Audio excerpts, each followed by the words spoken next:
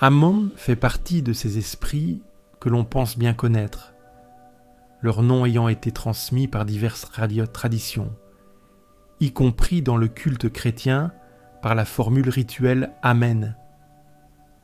Amon est mentionné dans la Goétie classique, dans la hiérarchie du Canté et dans de nombreuses filières magiques, anciennes ou nouvelles, détails qui importent d'ailleurs peu en chaos magique. Comme pour de nombreux sorciers modernes, l'Égypte a toujours occupé une haute place en mon imaginaire. Si Amon, Ra ou Osiris en sont les cartes de visite, ce sont Anubis, Thoth, Isis ou Seth qui m'ont séduit dès l'enfance. Le Amon de la Goétie semble a priori différent de ce que la lisse égyptologie nous rapporte. Je pense que c'est pourtant bien lui. En fait, les images mythologiques transmises dans la culture moderne ont dans son cas fait barrage en moi. Amon, le grand dieu de Karnak, a été interprété comme un précurseur des conceptions abstraites, ayant mené au Dieu unique. Si cela peut s'envisager sur un plan intellectuel, cela n'est pas le cas sur le plan magique opératif. En effet, si vous avez l'opportunité de vous rendre un jour en Égypte, avec un regard plus aiguisé que le touriste moyen, vous serez bouleversé.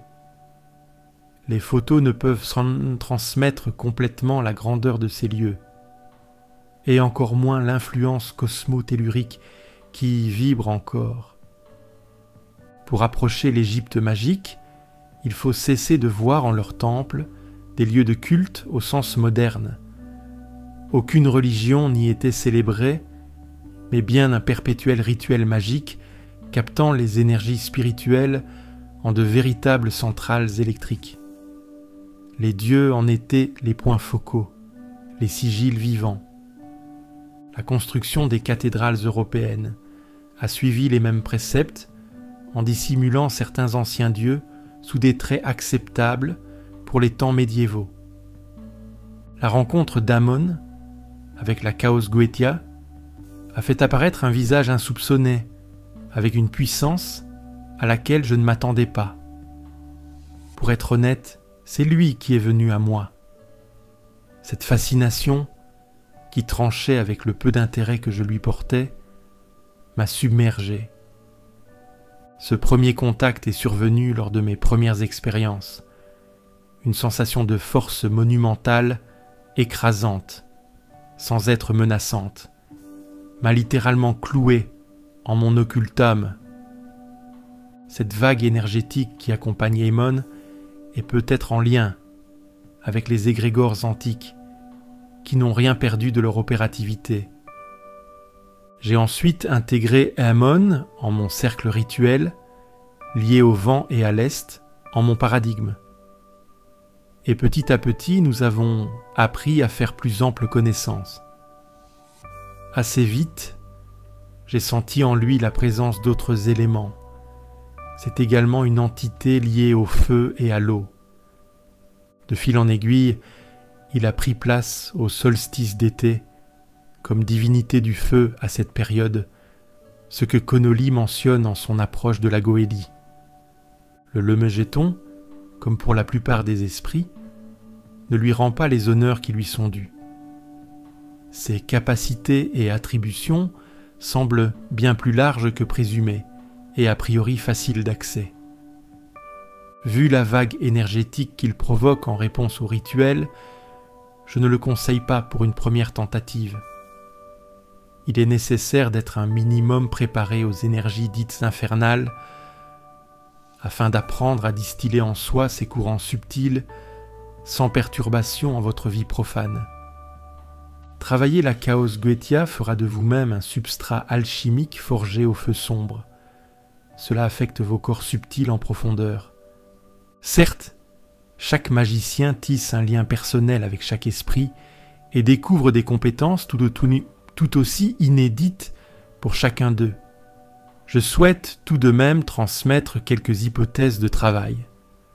Dans le groupe des marquis liés aux énergies lunaires, je pense que Amon y occupe une place prédominante, comme Bune chez les ducs. Aemon semble présider et synthétiser les compétences de ce groupe et y exercer une sorte d'autorité. Amon s'avère donc être un esprit nécromantique, comme Naberius ou Samijina. Comme cette dernière, il possède une vibration abyssale, liée à la mer et aux eaux primordiales. L'ascendance d'Amon semble s'exercer sur le plan astral qui, loin d'être un simple dépotoir psychique, constituerait une interface entre notre plan et d'autres dimensions. C'est donc une espace de transition qui peut refléter nos ombres ou servir de sas de rencontre avec des êtres non humains. Amon s'avère être une force stabilisatrice, une ancre, un ciment pour bâtir un temple astral. Je dirais que porter son badge, avec son autorisation, vous donne potentiellement accès au backstage. Je constate que son énergie facile à invoquer peut faciliter la concentration magique lorsque les conditions habituelles de travail sont impossibles. Il est donc un allié de choix en approche chaotique pour s'affranchir des méthodes rituelles classiques. En ce qui concerne le travail des émotions enfouies en soi, la clarification des conflits intérieurs et la guérison de blessures émotionnelles, il semble un esprit particulièrement adapté. C'est une dieu alchimique, comparable à Hagenti, et ils peuvent te compléter pour ce type de travail. Dans le quotidien, je le trouve très performant pour créer une bulle protectrice ou bouclier énergétique, permettant de conserver un état de paix intérieure sur le lac des émotions. C'est une puissance insondable qui confère confiance et inspiration sur la route de la Chaos Gwedia. Il n'est pas nécessaire de se cantonner au paradigme égyptien afin de le contacter. Sur le plan opératif, l'associer à Zeus ou Ra ne m'a pas semblé être d'une grande importance. Je trouve que la simple visualisation de son sigil, avec répétition du N, fonctionne déjà très bien sans autre cadre rituel formel. Dans l'adversité des impondérables du chaos profane, Amon peut devenir le marteau de votre forge.